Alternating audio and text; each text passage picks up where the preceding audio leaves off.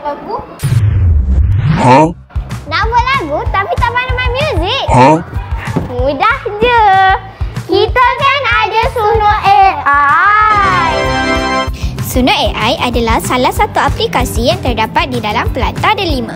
Macam mana nak gunakannya ya? Pertama sekali kita mesti ada lirik lagu. Kalau tak ada lirik lagu, ChatGPT kan ada.